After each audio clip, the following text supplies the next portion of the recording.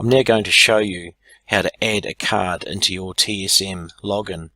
Firstly, we need to understand the layout of your card.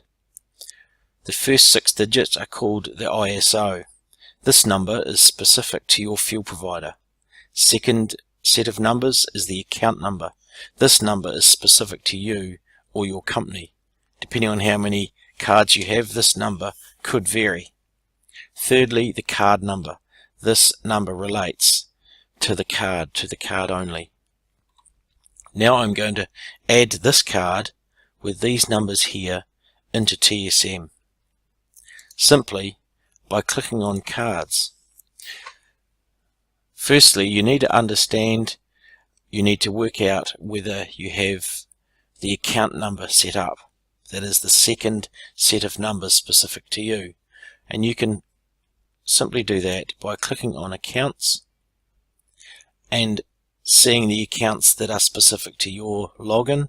If they're not there, which this one is not, I'll add an account. By clicking accounts, I'll give it a name. In this particular case, I'll call it Z card.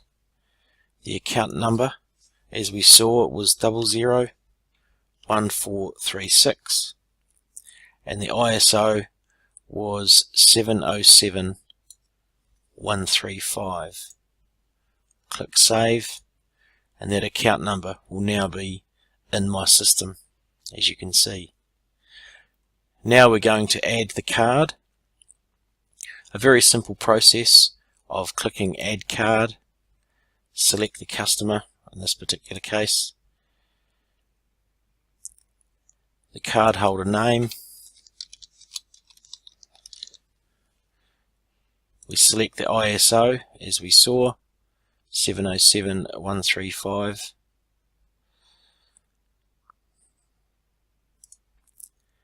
and then our account number will give us the selection of the two that are relating to that ISO. In this case it was 1436.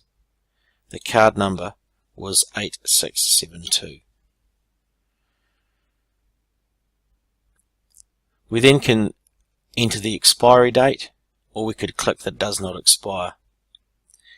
We could link that card to a vehicle, so if we had a list of vehicles in the system, we could link it to that. In this case, we're not going to. It's linked to. We could link it to a driver if we had those drivers loaded into the system. We can prompt then for the system to ask for a PIN number. I'm unsure of the PIN number for this one, so I'll leave it out. We could prompt for a vehicle number, and if you had a list of vehicles in the system, you could relate it to any of these vehicles, or you could have it to ignore the vehicle list so that you could enter any number you wanted.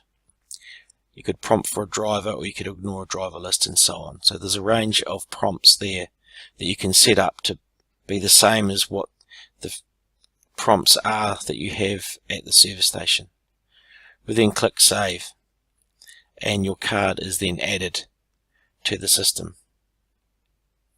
Thank you.